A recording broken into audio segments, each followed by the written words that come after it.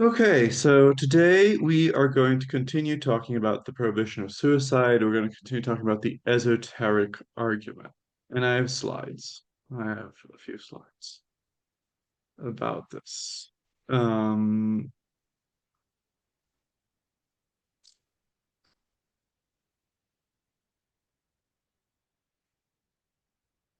okay, so here we go. This is the passage that we read last time, Socrates on the prohibition of suicide.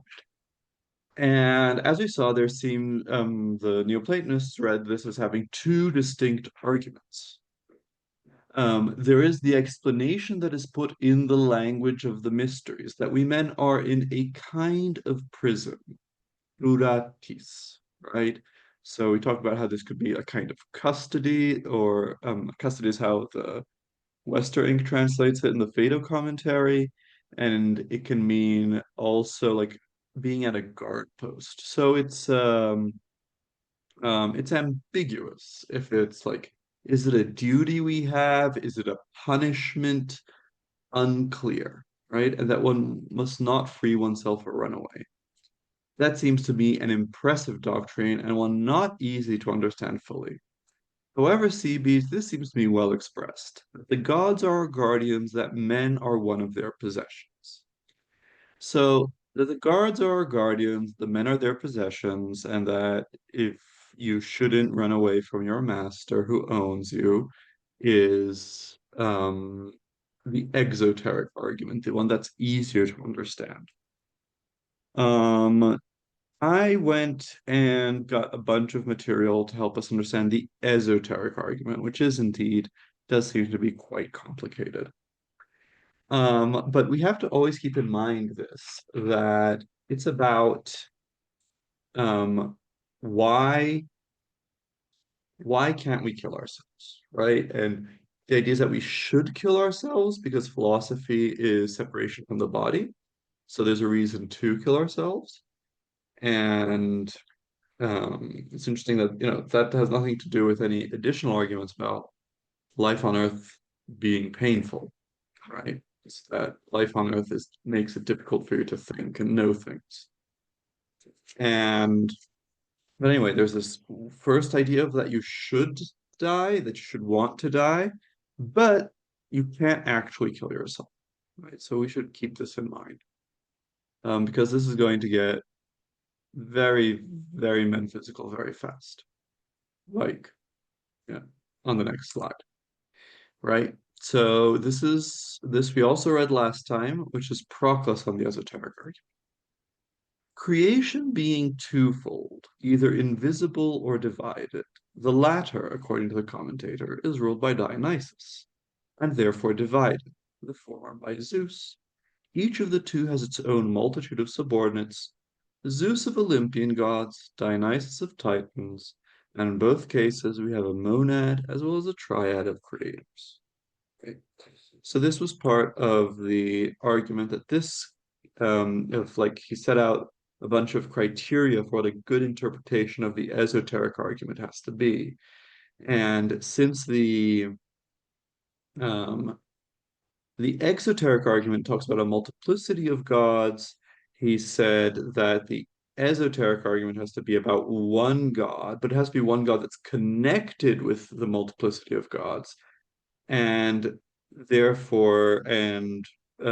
it has to be that Dionysus for him, because the multiplicity of gods that we belong to are going to be the Titans, he says, or the cosmic gods, and the junior gods, and they're the ones that we belong to as property, and therefore it has to be their head, Dionysus, that the first argument is about. But like, where do we get these ideas? Why is there two creations? Why is us belonging to someone part of the second creation? Why is the second creation ruled by Dionysus? So much, so many questions that I hope to get into today. So, um, Proclus finds a number of reasons, particularly in the Timaeus, to say that there are two demiurges or two creations or two works of engineering as I put it in my book on time. So, and that's what I want to go into today is like, what are the reasons for postulating that there are these two creations? And furthermore, once we get to once we see the reasons, we'll also then see the passages that say that Dionysus is the head of the second creation, right? He is the main god responsible for the second creation as a whole. There are other gods subordinate to him that are responsible for parts or aspects of the second creation, but he's the one that's responsible for all of it. And as such, he's responsible for our nous in some sense, because our nous is a divided partial secondary nous. And since we're going to spend a lot of time on this metaphysical background, and I don't know if we'll get back to the question about suicide, just interpret already what put forth what I think the idea is of the argument. The argument is that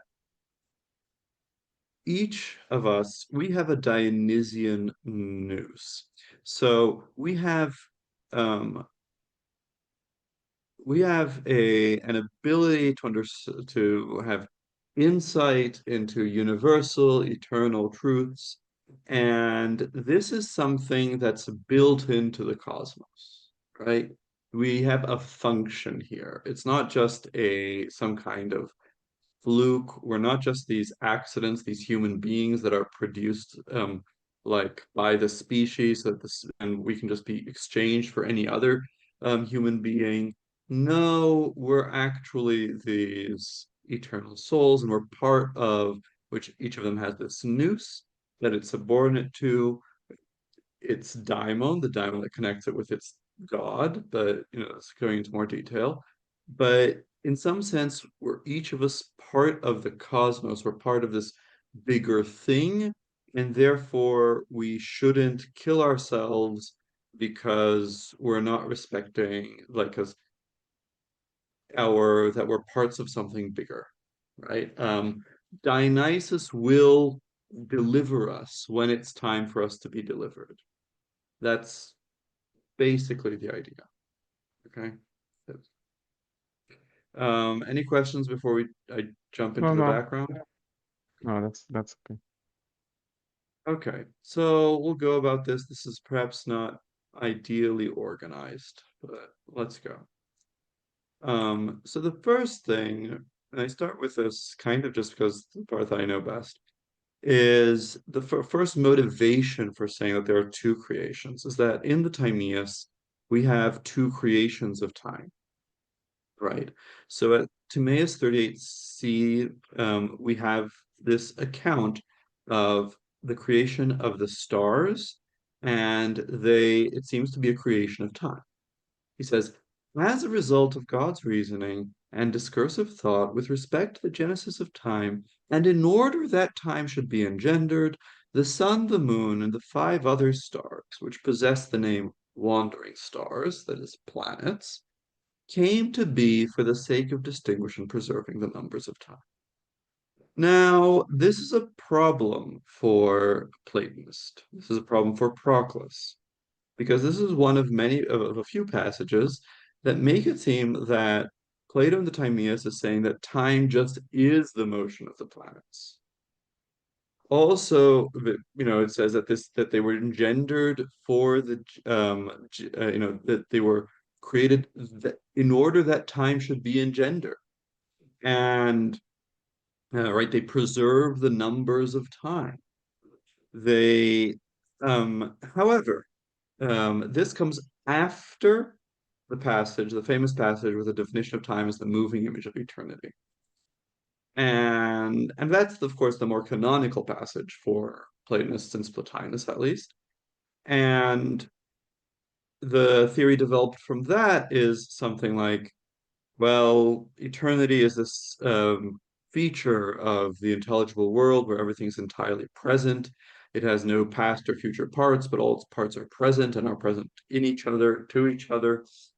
Um, Time is, as it were, an image of that in the changing life of the world soul, right? So whereas nous is entirely present, the world soul is always present. It always has one slice of its life present, although it has past and future slices as well, right? And the the all of nous is one homogeneous whole, while the activity of the world soul is the most uniform one possible. It's a homogeneous life of pure intellection. And there are all these arguments. So there's this first establishment of time as this purely uniform change that then measures all the other changes. And then you get this passage that says that time is actually this numbered thing, this thing that's divided into days, months, and years, and that for that you need to have the sun and moon, the other stars, because those give us other divisions. And in order to make the two things compatible, Proclus brings in the idea of two creations. So he writes, since there are two acts of creation, as we have often remarked throughout the commentary on the dialogue, we'll come to some of the previous mentions. The one being invisible, single, simple, hypercosmic, and universal, while the other is visible, pluralized, multiple in form, and divided within the cosmos. There are two corresponding sets of activities. One activity is primary affective, changeless, and intellectual, while the other is secondary affective and proceeds together with emotion and dances around the intellect. While the one transcends that which it produces, the other is ranked alongside its properties. There has also been a twofold procession of time into existing things, the first of which is hypercosmic, while the other is encosmic. While the first one both proceeds and remains simultaneously, the other is carried along in motion. The time that undergoes participation is likewise twofold. On the one hand, there is that which exists by virtue of simple participation. On the other hand, there is that in the cycles of the celestial stars which produce months, days, nights, and years. So here is on the side, you have this um, table separating the elements. And the basic idea here is that the the multiplicity of the world depends on two different kinds of activities: the indivisible creation and the divided creation. The indivisible creation is the creation of the world as a whole by the demiurge, right? This he says that this is invisible, single, simple, hypercosmic, and universal, right? The hypercosmic is because it's not something that happens in the cosmos. However, there are things that come to be in the cosmos, then especially mortal things, they come to be and pass away, and they have causes within the cosmos. So there are creators inside the cosmos, right? This, which we'll see later, are the junior gods of the Timaeus. And so these are visible because they, for instance, some of them are the planets and the stars. You can see them. There are many of them. There are many activities happening. It happens inside the cosmos. They dance around intellect. And this dance around intellect is like something to show that is to mention that they are ruled or that they are subordinate to time itself, right? So time as this idea is this general providential plan for all change in the universe, which is I've mentioned on occasion, and it's a point to that because Proclus holds to an etymology of time, chronos, as choros nous, so dancing nous, right? So if it says dance around intellect, he has that in mind. If the demiurge establishes like there has to be land animals and sea animals and all the different kinds of mortal animals, so he's the primary effective. He decided what's going to happen. Whereas the other gods, the cosmic gods, they're secondary effective. They're derivative. They don't establish the new thing. They just develop what the demiurge already determined, right? They are alongside their products because they're also part of the world. And they produce a distinct kind of time. So they produce, for instance, um, whereas the demiurge produces this pure time, this pure uniform motion that everything has to somehow participate in, because that's what, as it were, gives the beat for everything. So here I have Dionysus, as it were, orchestrating the planets. And it's a question that was raised already in uh, to Aristotle, right? So Aristotle has these 55 unmoved movers, and each of them is this simple, separate intellect for each of the heavenly spheres. And already Theophrastus asked, if you have these 55 things, how do they all act harmoniously together to produce harmonious change down here? If each of them is independent, they should all be acting independently, and they could just produce chaos. And part of the Proclus solution to that is that, well, there is time beyond all that. It's the time that the demiurge creates, and that passage of the image of eternity and the moving image of eternity, and it coordinates everything, and so it's, as it were, gives the beat for everything, even for such basic things such as now it's the time for night to happen, now it's the time for day to happen, now it's the time for spring to happen, and so on. So there has to be this universal time to coordinate all the changes, but then, not everything participates in all the changes. So, for instance, you can have a species of animal that only obeys, that, lives for 24 hours only, a certain kind of fly. Proclus mentions it. And then it's only tied into probably like the cycle of day and night. Whereas other things also have lunar cycles and yearly cycles. And so they're tied into these more specific cycles. And generally, he thinks that for every species, there's some star that's responsible for its lifespan and cycles. And so for that reason, we have two kinds of time, right? The indivisible creation and the divided creation. The time that remains and proceeds, because it's perfectly uniform, and the time that's carried along in motion, because determined by these planets. So, this is a first reason for saying that there are two creations here. That we have to talk about two different activities in maintaining the world in existence. You need one kind of activity to maintain the world as a whole, because the world is a unity, a harmonious unity. But the world is also divided and has these complex parts that are different from each other.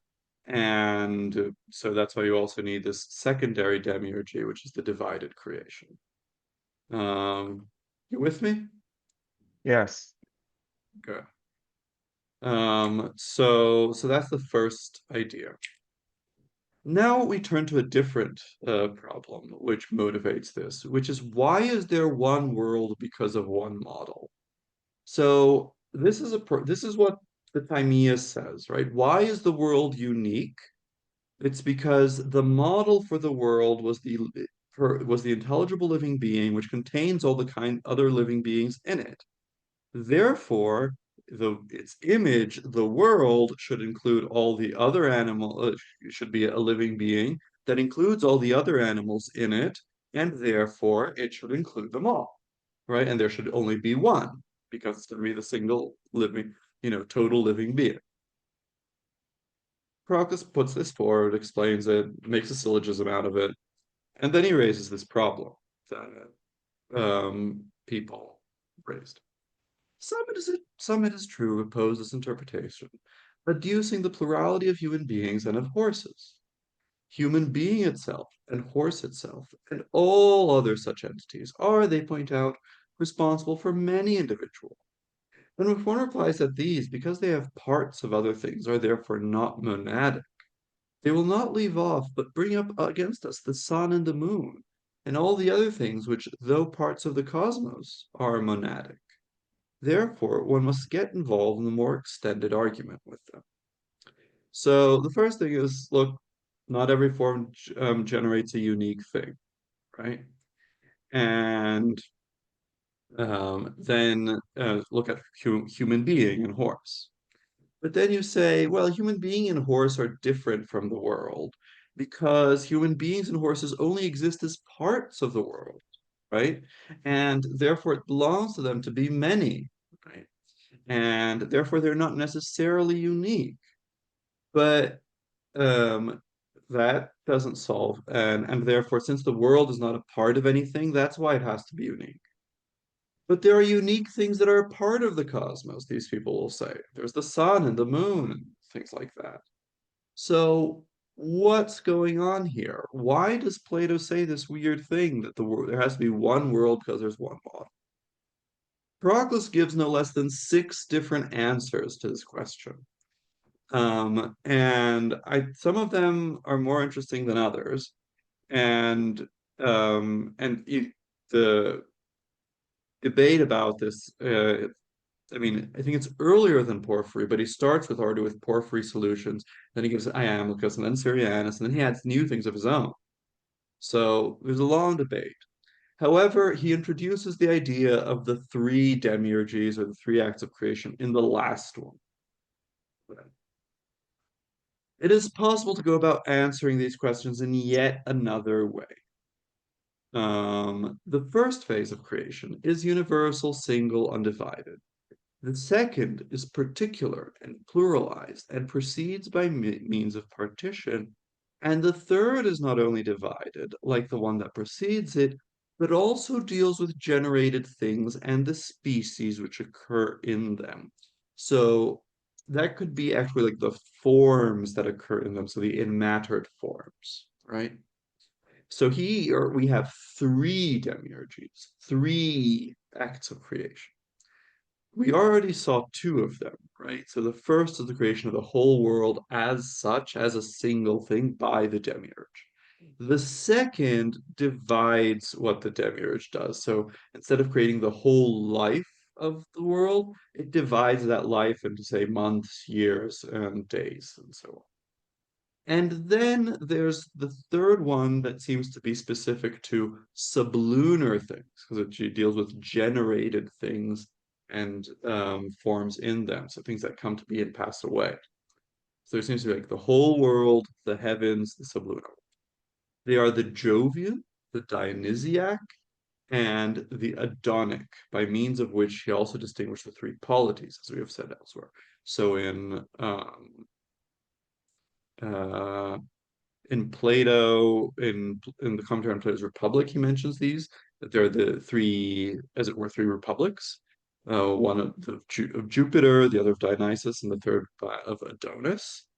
Adonis is here then associated with the creation of sublunar things that come to be and pass away. This has to do with this habit of, for a festival Adonis, creating this is mentioned in the Phaedrus, the gardens of Adonis. It's these plants that you water and they grow really quickly and then they die and then they pass away, representing his quick rebirth and death. And so that's the Gardens of Adonis, and that's the one why Adonis gets associated with sublunar. The Dionysiac, then, so it's Dionysus is the one that rules this secondary one, and then the primary one is ruled by Zeus. Zeus is identified with the demiurge. Now, the third phase of the cause of species, which are both parts and non-monadic. So that is, they're responsible for the many horses and the many human beings. The second of those, which are monadic but not wholes, so here it would be the sun, the moon, and those things. And the first of the whole and the monadic, so that would be the world as a whole. For this last is the nature of the universe, which is not part of anything, as are the sun and the moon and each of the everlasting parts of the cosmos. Now, if Plato were currently dealing with creation as a whole, we would have to bring in the extension of the forms into multiplicity and the division. But since the present statement, right, the present argument about why the world is unique is only concerned with the universal creation, why should we complicate matters for ourselves by not keeping to the first demiurgic products? I mean, those which came to be through the agency of the unmoving and universal cause. For the universal demiurge, right? The total demiurge, holos. It's both universal and also like as a integral, as a whole, is a creator in a universal and monadic mode, since even though he creates many gods, he creates them in a monadic mode.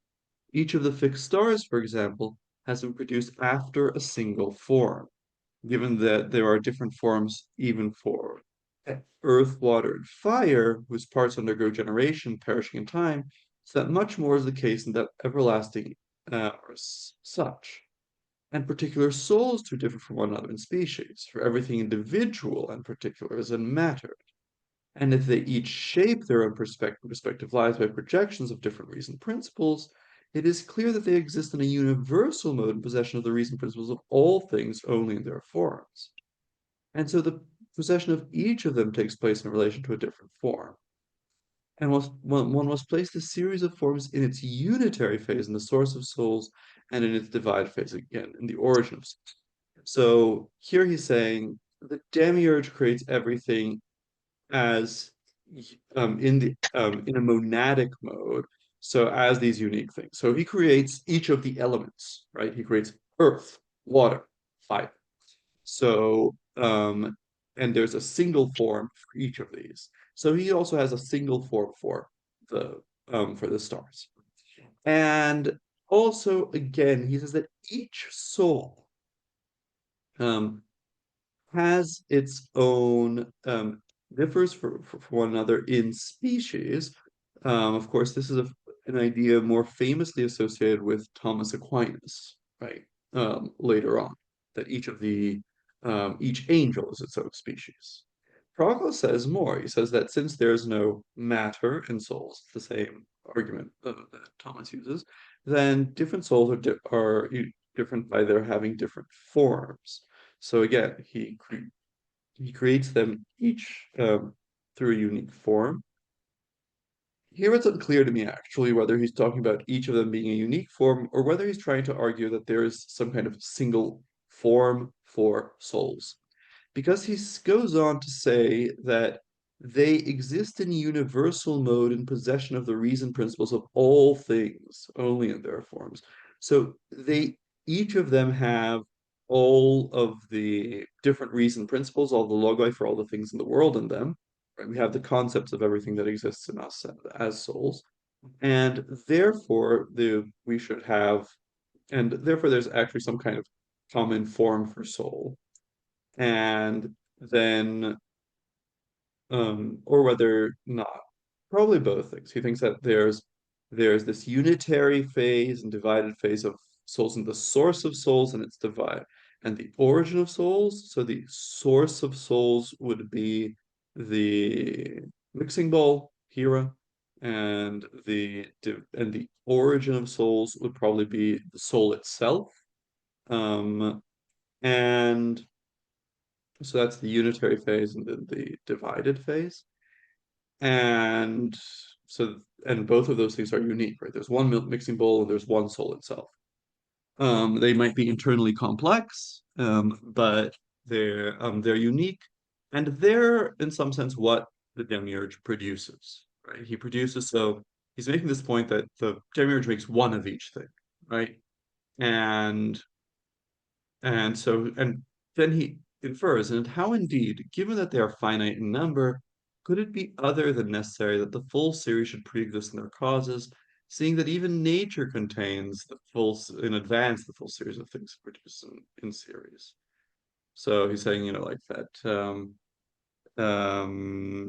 nature is an inferior cause to the demiurge, and it produces actually countless things, although in cycles, and therefore it contains the those all those things in the seeds that are um, in the forms of those things, which are as it were cyclical forms that contain in them, like that the human race goes for 6,000 generations before it resets because of great conflagration, something like that. So if infinite things are pre-contained in simple causes, how much more finite? Now, if both gods and souls are monadic, the classes falling between them are also monadic. And so it is certain that that everything the demiurge creates is monadic, because the last thing that the demiurge creates is souls, right? That's in the Times. And in fact, it seems that the cause of their everlastingness is precisely that each of them takes on the form of its paradigm cause in its entirety. So everything that proceeds from the universal nature, demiurge is of this nature. Then he goes on to explain point out that the text in the Timaeus mentions the demiurge, right? He says, if it is to, it is because he is aware of this, I believe, that Plato says, if it is to have been fashioned by the demiurge after the paradigm, right? And so he doesn't just say come into being after, right? Like according to the paradigm, but by the demiurge. So he's saying both the demiurge and the paradigm. And so that's why there's only one world, because it's the cause not only of the paradigm, if it was just the paradigm, you could ask, well, every form um, uh, can have copies, but it says no, it's by the demiurge of the paradigm. Therefore, that's why there's only one world. Now, what's important for us is, how it what this has told us about this the need and the uh, the need and the character of these two creations. So again, you distinguish um, the two creations because you want to answer the question of why is there only one world? And you therefore distinguish between creative activity that produces unique things and those that produce unique things that are parts. And the second one is that creates unique things that are parts, whereas the first one is just the unique thing that is the world.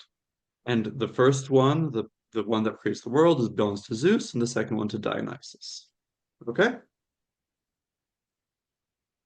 Yeah, I don't entirely understand like what's the point is that the unique things that are in the world are not really unique, are also unique, are somehow parts of the bigger thing, so they're not a problem for the uniqueness.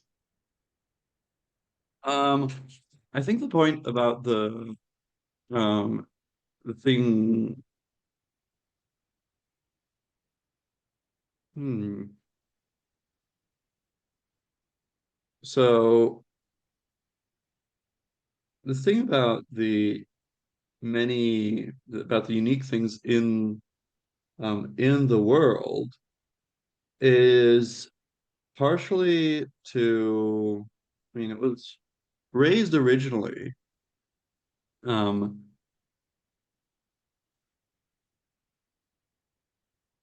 because someone said, well, you can't just say that the world is unique because it's not a part of anything, because you can say that there are things that are both unique and parts, right? So um, that was the thing. So uniqueness is logically distinct from being total, right? From not being a part.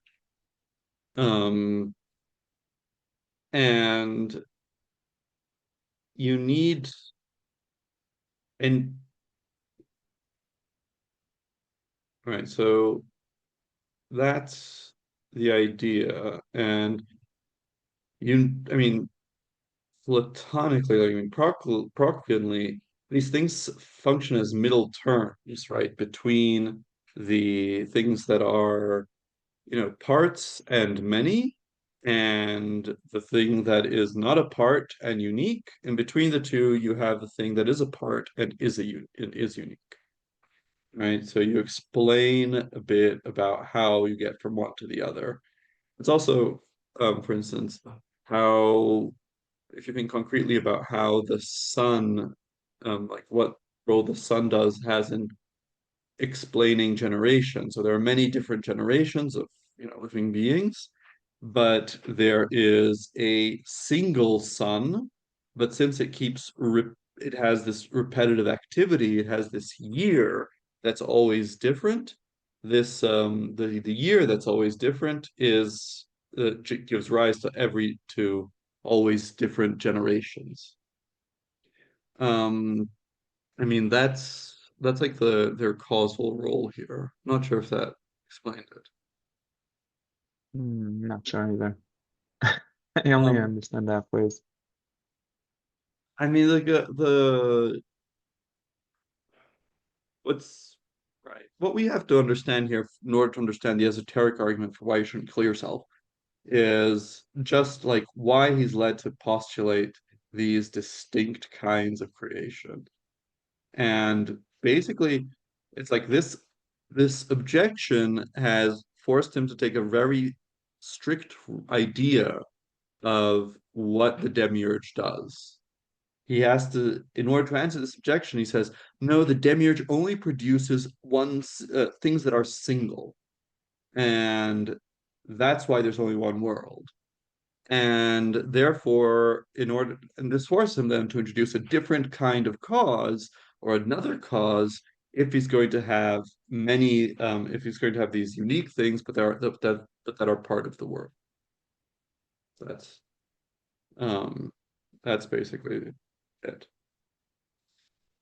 Um, and then also a different and even and then a third cause for things that are neither unique nor wholes. These things are that are both many and parts. Okay, that's Okay.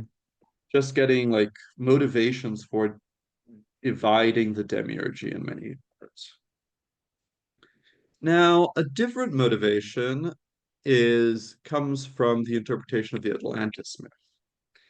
And why should the Atlantis myth give rise to a physical doctrine? Well, because every dialogue has a scopus, it has one thing that it's about, and therefore it should um, everything in the Timaeus should be about that one thing, which is its subject, which is physics, physiologia.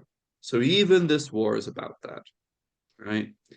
And here he says, this is from the Timaeus, this is the Egyptian priest talking to Solon, and the Egyptian priest has said, oh, you Greeks, you're so young, you don't know your history. We have it all written up here in Egypt.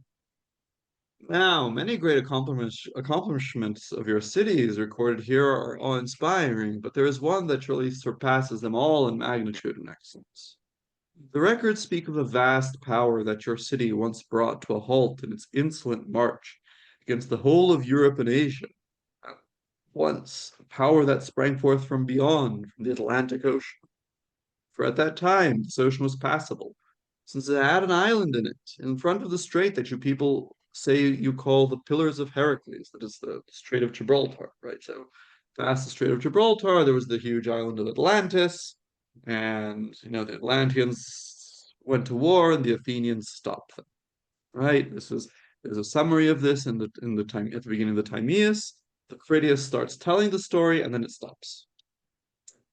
How does Proclus interpret? He said, he's talking. Moreover, he's said a few things already, but he's adding a final consideration. Although in Athenian tradition and in the mysteries, the war against the giants was much discussed, and particularly how Athena won the prize for valor in the battle against them, because she defeated these together with the Titans, along with her father, he, Timaeus, did not think it safe to introduce a war directly against gods. That is the very charge that he had been bringing against the ancient poets. And it would have been odd for Critias or Timaeus, after being among Socrates' audience when he found fault with the poets the day before, again to attribute wars and dissension to the gods. So, through the parallel between humans and things divine, he teaches even of this war before the origin of the cosmos, adopting the Athenians to represent Athena and the Olympian gods, and the people of Atlantis to represent the Titans and giants. For it is possible to study the same things in images as one can in universals. And so as to remind us of the parallel, he refers his listeners through the name of the Athenians to the Olympian column under Athena's generalship. and through the people of Atlantis to the Titanic gods. For presumably among the Titanic gods, the very great Atlas is also one. In fact, the theologians too say that after the dismemberment of Dionysus, who shows the divisible procession into the all from the indivisible creation, the other Titans were given a different allotment by Zeus, whereas Atlas was stationed in the western regions holding up the heaven. Right? And he quotes Homer about that. So what is going on here? There are a few things that make this quite interesting. So first is that he's discussing Athenian tradition and Athenian tradition about celebrating Athena as winning against the giants. So the battle against the giants and the battle against the Titans, both battles that the Olympians wage, both seen as kind of like Chaoskämpfe, so like the Olympians as forces of order, dominating chaos, and um, and these take a place in Proclus's cosmology, right? So he thinks that, for instance, as we're talking, there's this indivisible creation of the world as a whole, but then in some sense there's this divided creation. This divided creation, the Titans are a part. And the story about, for instance, the Titans dividing Dionysus is about the creation of a divided world. And these all things actually take place before the actual constitution of the world. They're like steps in its creation. And um, and Proclus thinks that Plato discusses these things in the Timaeus. However, since the Timaeus is dramatically set right after the Republic, it's the day after the Republic. So, right, the day after the Republic,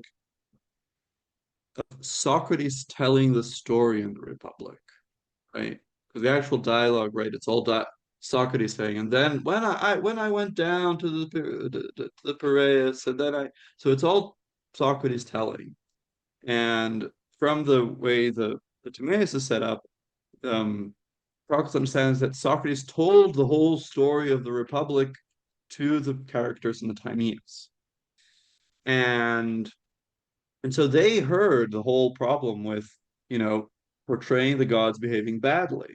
So in order to talk about these things that are as if they were conflicts of the gods, in that in so the gods having, as it were, um, activities that are in some kind of tension or contrast with each other, like producing things as one, producing things in divided way, and since they can no longer frame this mythically as a battle amongst the gods, because Socrates was just saying how you shouldn't do that the previous day, then they decide to tell this story about the war between the Athenians and the Atlanteans.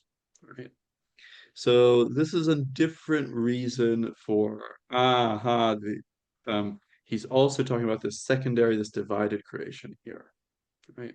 And this is an interesting passage in general, also because it ties in with the Proclus's connection with Athena. Right? He's bringing an Athenian tradition in his connection to Athens. Um, so that's, as it were, a different way of seeing how these two, how this, at least the secondary um, demiurgy is motivated by the Timaeus, where Plato might be talking about the of the war, and also, again, we see that also in the Timaeus, he's associating this with the story of the dismemberment of Dionysus, which is central for the um, esoteric argument. Mhm. Now, a different, maybe the thing that might have motivated this whole, like, that might have suggested this two-step creation process originally, but then, you know, Proclus uses it to explain a bunch of different things. It's the demiurge handing over the creation of mortal things to the junior gods, right? So in the Timaeus, he says, there's this speech attributed to the demiurge, that Proclus, in the last volume of the Timaeus commentary, he spends a lot of time picking this speech apart. And um, and the anonymous prolegomena of the to the Platonic dialogues tells it like singles this out as a piece of inspired speech because Timaeus is as it were speaking in place of the demiurge. So he goes, O gods, works divine whose maker and father I am, whatever has come to be by my hands, cannot be undone but by my consent. Now, while it is true that anything that is bound is liable to being undone, still only one who is evil would consent to the undoing of what has been well fitted together and is in fine condition.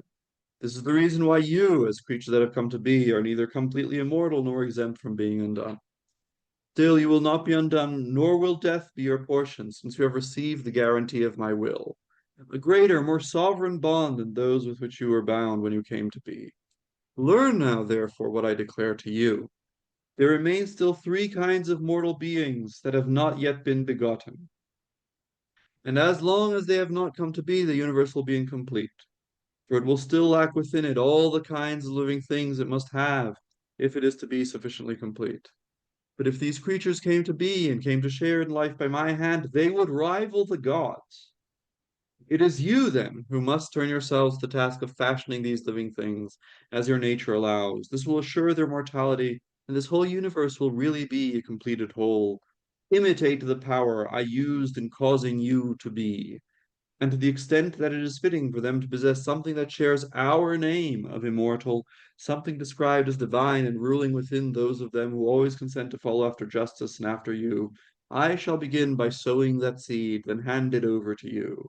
The rest of the task is yours. Weave what is mortal to what is immortal, fashion and beget living things, give them food, cause them to grow, and when they perish, receive them back again.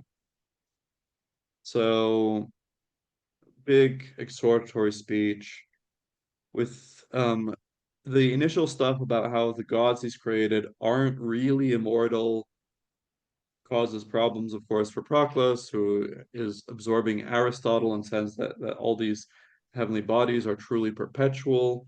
Like, in what sense are they not completely immortal? But what's key for us is this, that there's this idea that the if they were all created by the demiurge, if all living beings were created by the demiurge, they would all be um, immortal and they would somehow rival the gods. So they would also be, in some sense, celestial. We can think of the speech in the Symposium, Aristophanes' speech, as representing what would happen if that happened, right? Because Aristophanes also, the original human beings are made in the model of the heavenly bodies. That's why they're spherical. And they're not spherical because they're two people stuck with their backs to each other. That wouldn't make a sphere. They're spherical because they're like the sun, moon, and the earth. And and indeed, they rival the gods, and then the gods are in trouble, and they have to cut them in half and things like that. So there's this idea, this is like perhaps the origin in the Timaeus, that you have to have multiple causes um, for the creation, especially of mortal things. This will later get explained a bit more by Aristotle, right? So Aristotle has this idea that in order for you to explain coming to be and passing away, you can't just have a single motion or a single cause of motion, because that will just have one effect, right? Things just keep growing, right? You need to have two perpetual motions, which is, the motion of the first heaven producing day and night, and also the motion of the sun on the ecliptic. And then when you have two perpetual motions, then you start getting, as it were, what happens on the Earth is always a little bit different. The sun is always either closer or further away from a hemisphere, and therefore there's more heat and light or less heat and light, and therefore you can have like one period of growth, summer, and one period of decrease or death, which is winter. And so it's by having these two things that you can have. like you need to have two perpetual causes that are, in some sense, don't that produce at cross purposes to each other. Their effects are independent from each other, and that's how you get mortal things. And here it's a bit more mythically presented that if you just have the unique cause of the universe, then he's just going to produce an immortal thing because that's what he does. Whereas you need then some subordinate causes to produce also the mortal things. In Proclus, the junior gods aren't just the planets, because they also include those things of the like there's this short Orphic genealogy of the traditional gods given after the creation of the planets and the Timaeus. Modern people often don't take that seriously, think he's just making fun of those people. But we saw this passage or Proclus' commentary on this passage, when we were talking about the people that are offspring of the gods. And that's like that passage, one of the motivations for this, because the people who have Proclus says, oh, they're offspring, so they should really have some special knowledge about the gods, and so he associates that with his idea of the people who chose their daimon as well. But anyway, so this is like another idea for where the why you divide um, the causes of the cosmos in two, where you say that there are two activities in sustaining the cosmos, a primary and secondary demiurgy. You can also think of in Aristotle's metaphysics beta, his problem, the problem he raises with regard to whether mortal things and perpetual things have the same causes or not, right? Um, and Right, and then Proclus in commenting these uh, repeat some of the ideas that we've been seeing. So he says the most universal, primary, and divine of the ideas underlie in a transcendent fashion not only those of the cosmic beings that are eternal, but also mortal creatures as their one united cause. So these are like the ideas that we have in the living being itself. The winged creature and the aquatic creature and the walking creature includes each of these things, all the eternal and all the mortal ones, right? Um, but um, then it's the introduction of an intellective power of otherness that spreads this out. The processions of the intelligibles to the intellective ranks turn out to be such as to divide the united ideas, draw into plurality the universal causes, and reveal now divided the origins of things of many kinds.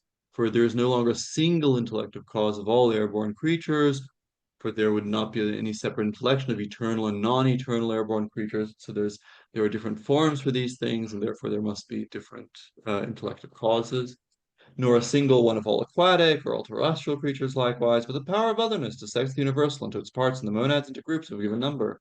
On this account, henceforth, there will be a separation of the causes of divine animals residing within the demiurge, according to which he instituted the ranks of the generation working gods and daimonists, from the causes of mortal animals, according to which he gives the order to the young gods to establish the mortal races. So, in some sense, this all these discrimination happens in the demiurge. He is the intellect that separates all these. I think Proclus has like a final, more complicated account of this, but that's basically the uh, he'll say, well, it's in one sense of the demiurge, other sense in the what he calls the strictly hypercosmic gods. We don't need to get into that. For he himself is the initial impetus for their creation too, and by this very act of saying that they must make them, he makes them. Right? So this is the point. The primary demiurgy, since he creates all things as part of the whole cosmos, as part of the single cosmos, he also creates them, but only insofar as they're included in the indivisible cosmos. Whereas the secondary creates the secondary things as separated, right? As distinct. Um, and so here there are a bunch of different passages that continue this that I'm just going to pick out some things where he's talking about it. So first of all, when he discusses the actual command, he points out that he is telling uh, he's setting out the twin goals of the second creation. So this is really the passage about the second creation. And he says it's both providence to, be exuberant and create inferior things, and also assimilative to because they should be like him. He's a creator, you guys should be creators too. Um, and here he talks about how, right, that's and then when he says turn, so he says, turn yourselves according to the name. Like he is, on the one hand, he's thinking of Zeus summoning the gods to war in um, in the Iliad, right? So this is Proclus' interpretation of that this speech in the Iliad. The, the gods involving themselves in the Trojan War is them being involved in the creation of mortal animals. And that includes the sun. So that's like important um, point that so the planets are meant here as well. And he also insists that the monad or the unit, why are these called young gods? These that he addresses. He says the truest reason of all that their monad is also called young god. For the theologians have called Dionysus by this name, and he is the monad of the entire second creation. So all of the second creation depends on Dionysus. He is the young god par excellence, right? For Zeus himself makes him king of all the cosmic gods together and allots to him the first honors, even though he is young and an infant banqueter. That's a quote from the Orphic text. On this account, they are wont to call the sun to a new god, and new unto the days the sun, as Heraclitus says, as being a participant in Dionysiac power. So in this creation of in this attributing to the lower gods the divine creation, he gives over to them the fact that they're going to have to create all the different species of animals. And what's interesting here is that in the second creation here, both two what was before divided into a second and a third creation here are both included in the second. So we both have the creation of the many species. So each species, insofar as there's only one of it, is monadic and it belongs to Dionysus. But insofar as there are many individuals in it, it's going to be so it's manifested in the sublunar world, and it's going to be under Adonis. So both of these are wrapped up um, in the second thing. And there's also like if we think about the second creation is to do with the heavens, and the third one to do with the sublunary world. Of course, the lunar world is contained in the heavens, but also Proclus has this idea that every species has, as it were, its star, its planet that governs how it develops. And therefore, we could see how the species can be already contained insofar as their monads, their individual stars that measure their life are contained in the second thing, but then the many individuals are in the third creation. Right? So that then is the end of why the this delegation gives us two different groups of two different creative activities, and one of them is led by Zeus and the other is led by Dionysus. Okay, are you with me? Okay. Yes. A lot of things. It's a lot of things, I know, but I think it's if we want to understand this thing, oh, there's undivided creation, there's divided creation, of course. I mean, we have to get into this. Mhm. Now, what's interesting is that Dionysus has this role as the nous of the world, right? This is also part of the problem that caused me to develop this is my own solution to how can I have many gods with the same function because the nous of the world is also time, right? But Dionysus is clearly called this. So at one moment where he's talking about what's indivisible um, in the world soul, and he says it's nous, and then he says, well, Orpheus says the same thing.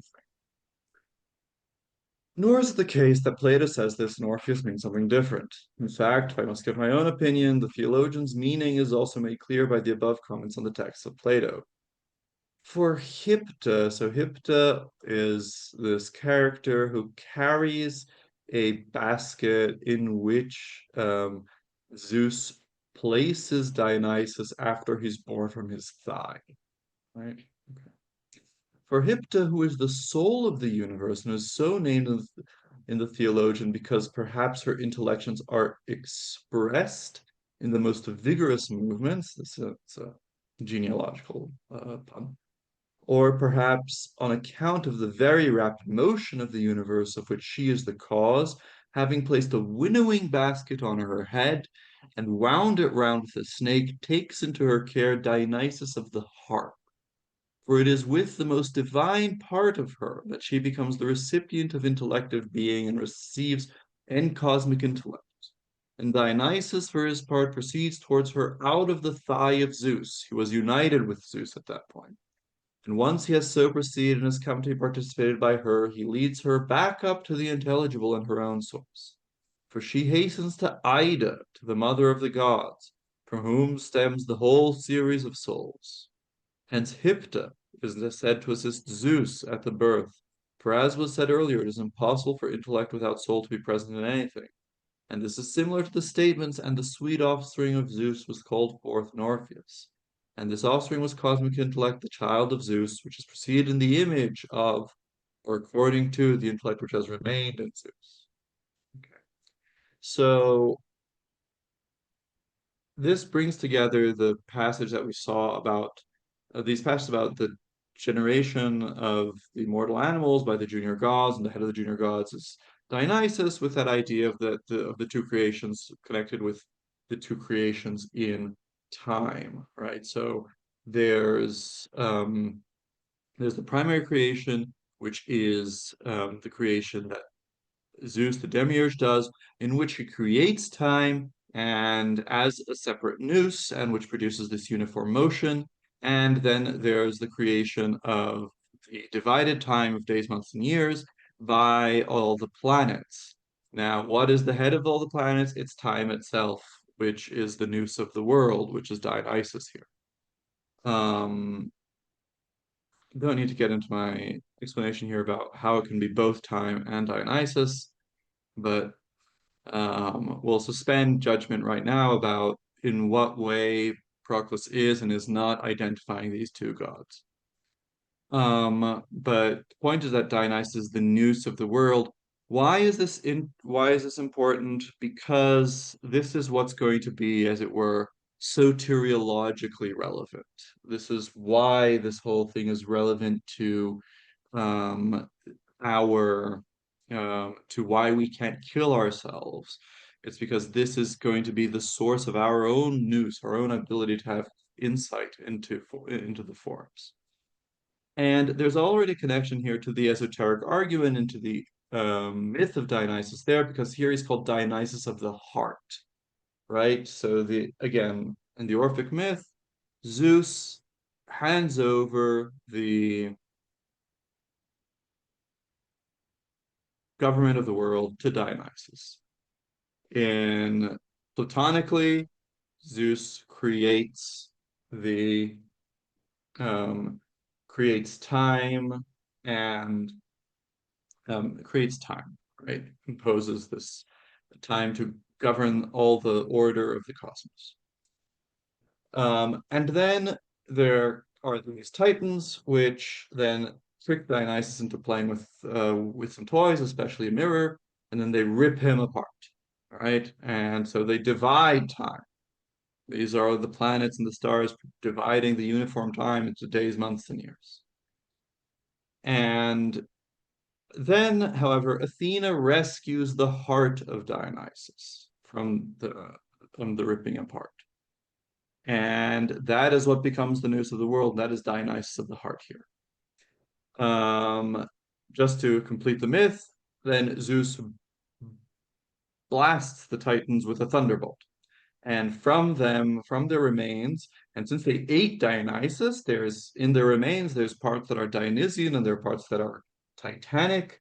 From them come the human beings, which for this reason we have a Titanic, a separative part that wants division, and when we have this nous that wants to separate itself and know things and act according to justice. So this is the connection with our life with anthropology. If we can think about it more, the idea is that the connection is that um, there is something in the world like our reason, same way that our reason is, as it were, how we live an ordered life. There is also the whole world has a principle of its own that connects it to, that makes it ordered. The same way that that principle is connected also to something that separates it because it's the nous of this world, and this world has lots of multiplicity in it. So in that way, it's also similar to ours, which is, connected to this body and this soul that has all these different appetites that it has to bring into unison, and that's then therefore like why that principle can somehow function as a principle for us, something that's immediately relevant to us. It's not pure reason that's not bothered by the fact that it doesn't have a body or anything. No, the fact the universe has a soul shows us that there's some divine principle that is like us in this way. And so this idea that the human nous is Dionysian is then underlined also in the Cratylus commentary. Let's go back. So here's one passage in where he talks just about the intellect. The intellect in us is Dionysian and truly an image of the Dionysus. Therefore, anyone that transgresses against it and, like the Titans, scatters its undivided nature by the fragmented falsehood, this person clearly sins against Dionysus himself, even more than those who transgress against its external images of the god, to the extent that the intellect, more than other things, is akin to God. So perhaps here a mention to Christians, people who transgress against external images of the god, right? People who are, just destroying images of Dionysus and things like that. So, and he's saying, no, that the true image of Dionysus is your ability to know things, is your ability to lead a wise life and to know the forms. That is what is Dionysus in you. And he explains this earlier as later in the text as part of a etymology of the name Dionysus as wine. So wine sometimes gets called Dionysus sometimes gets called wine in text, right? Oins.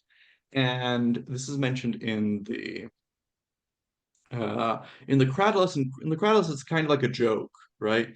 Oh, it's he gives us something like nous, doesn't he? Right? And that's why it's connected to nous, because being drunk is like being is like having something like intelligence.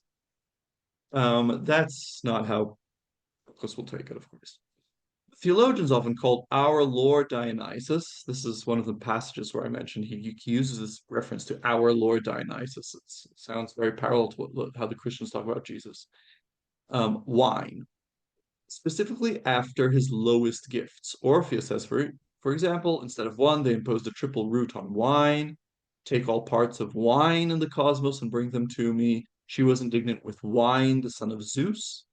So he gets just called wine, right? Of course, he is the god of the vine and of and people drink in his rites, but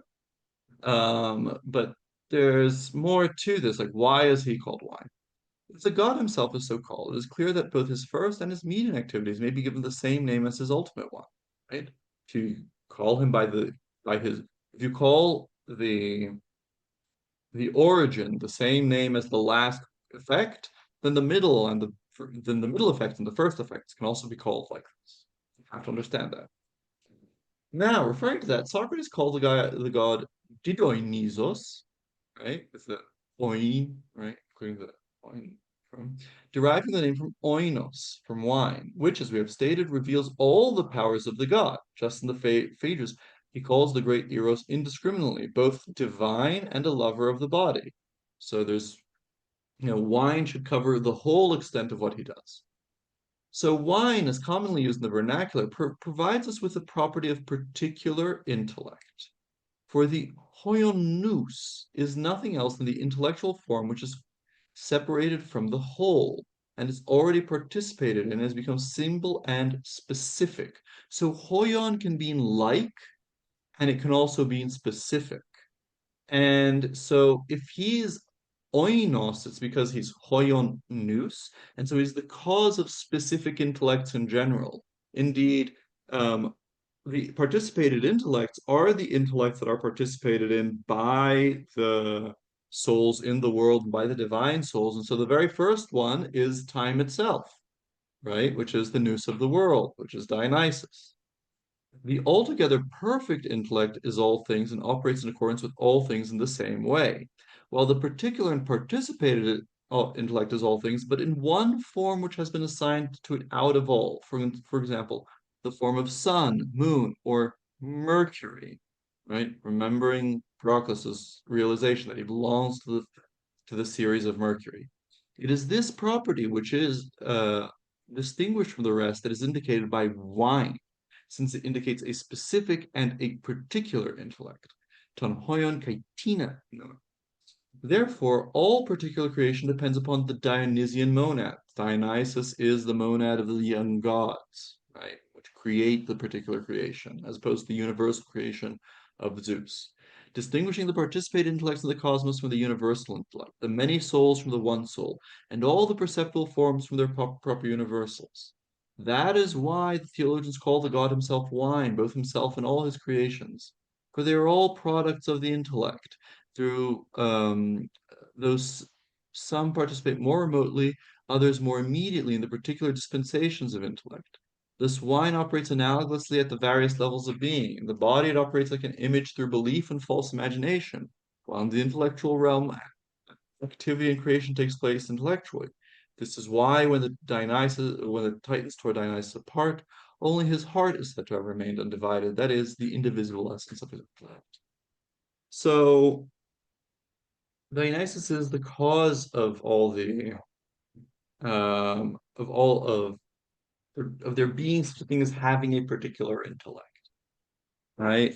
And that is also, I think, connected to why he's our Lord, right? Because our Lord, strictly speaking, who we have to obey is our intellect, and he's the cause of all our intellects.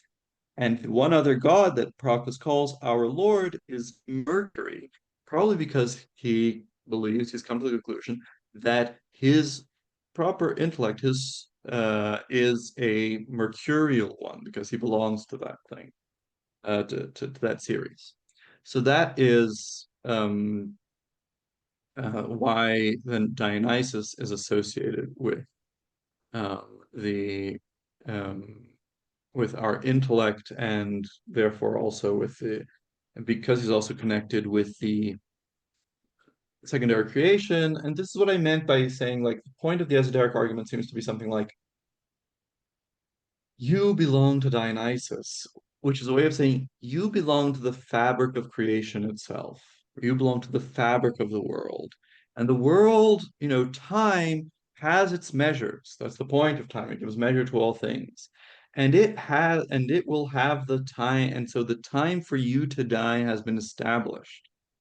Respecting that Hmm. is part of respecting that you are part of the world. Your reason is your way of participating in the measures of time of the world. And therefore, to fight against the measures of time by killing yourself too soon without there being something that compels you to do that, that is the that is to act against Dionysus. That is against to act reason in you. It's even worse than destroying an image of Dionysus, right? So that seems to be the esoteric argument. As I think this fits what Proclus wants. It is harder to understand than you're just the property of a god, but it is also, in some sense, more universal because it has to do with the creation of the world, but but it is specifically connected to, time and the time of killing yourself. Furthermore, it is like more reverential, it is more dignified because it's not treating you like a thing, right? It's treating you like something that has nous, right? So you're not just a possession in this argument. So I think that's what's behind the whole thing. Okay. There's more to comment, but that's really what I prepared, and I see that we already did almost Mhm. an hour and a half of this. You want to just let's just use this for Yeah, some questions for yeah, then the no, so next question. this would be the second.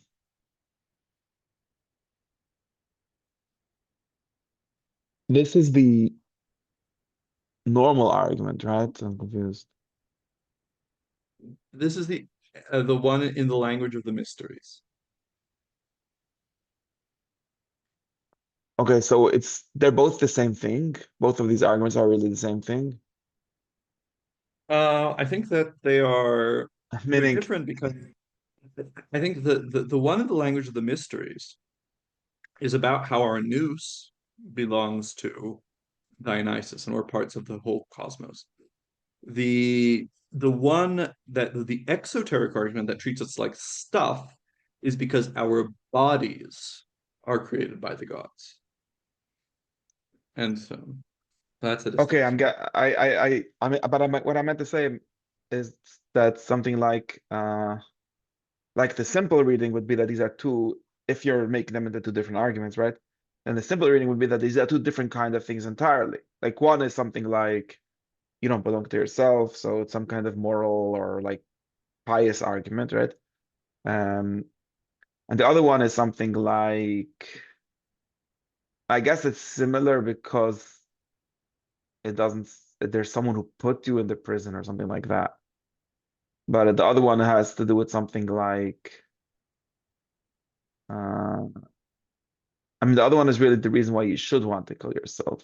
I guess that's what I would have thought. And then, all right, because if you're in prison, but on the other hand, if you're in prison, you're stuck. Like that's the sort of like, Um, I think that now you got what I'm saying. Like what he's doing I here is like yeah, making them yeah, both into the same thing, just like two different yeah. gods and two different levels. So I think that's part of the thing is like this is one of the things he said about like one of his criterions that he gave about how you have to interpret this.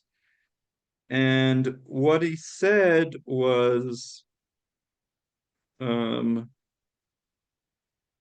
uh this thing about like we don't have a bunch of it, but like fourthly, the multitude here must be continuous with the monad there, and the characteristics of the arguments or something like that should not be disparate, for abrupt transition is against scientific Hmm. method. So he thinks that they should act there and like there should be some kind of continuity between the two arguments. Um, it, because like one is supposed to be the outward facing version of the other one, which is the inward facing version. Think But there's a, second. you can hear me? Yeah, I think my thing died or something. I don't know. Okay. Yeah, now Okay. I hear you. Am So I? so I think he thinks like they're in some sense they have to be the same thing because it's like supposed to be the inside and the outside of the same thing. Right. So I think he kind of set that up with his understanding of what it means for something to be esoteric. But of Yeah, I course see. you could yeah. They also So both turn into like arguments for why it is good or something like that. for why it is good to what?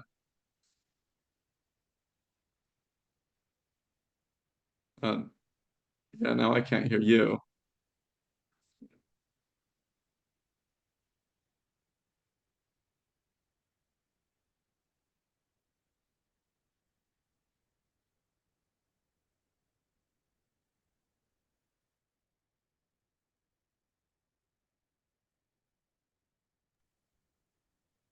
Yeah, whatever. Okay, now. You're back. Now.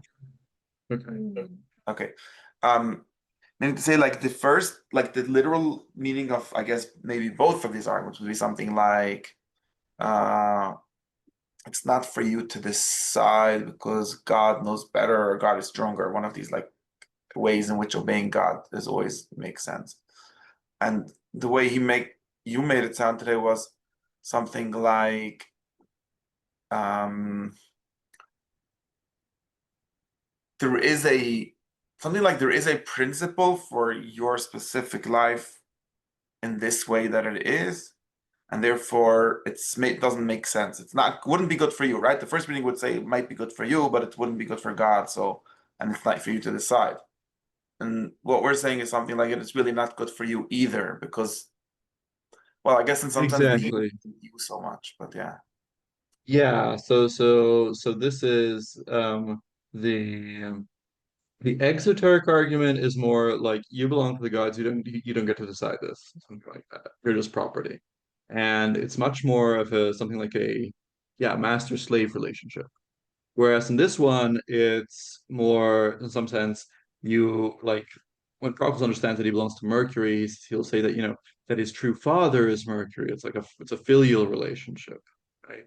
And with Dionysus, there are a few more steps, but yeah, it's some kind of like the Dionysus is present in you, right? And you don't want to transgress him. So it's bad for you to do that. Like you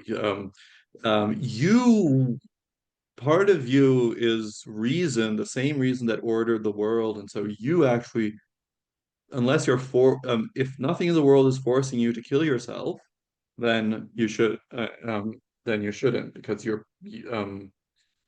reason that orders the world is your own reason, something like that, or is you have a affinity with it. In all this, we should also remember, like just as a closing thought, that nowadays we would like, I think in contemporary discussion, Socrates' death is a suicide, right? Because he takes, like, when we put people to death nowadays, we don't give them the poison for them to drink, right? The person is strapped to a table and like the poison is injected, or they're strapped to a chair and they're electrocuted, or they have to they're held down, their head is cut off, or they're put against the wall and they're shot, right? Whereas here there's like something proper about like, and that's why they'll talk about like if you're forced to, you can kill yourself, right? Yeah. Whereas I think like Christianly, and I think this is about Christianity, in Christianity, you you have to like say, no, I won't kill myself till the last moment. You have to force the other person to kill you, Hmm. right? And because otherwise it's, you're participating in it or something like Because that. this is more like, I mean, this has to do, there's like more respect of the person, but like more, but like less, but like this is has to do with like Aristotle's divisions between like when we excuse an action for being forced. According to Right. Aristotle, this would not count, I think, because the principle is still in you or something like that. The choice, you still made the choice yourself. What, like Socrates drinking the Yeah, hemlock? Yeah, I mean, I guess. I mean, I think Aristotle would want to excuse Socrates. yeah, but like maybe you would have to say Yeah, but something that suicide is justified sometimes instead of like blaming the city. There, he's still like right, right, responsible right. himself.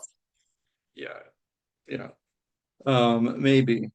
Uh, that's Like we have a concept of that's like suicide by cop, which is still forcing the other person to kill you, right? yeah, that's true. Although I think, yeah, I don't know how seriously people take the suicide by cop.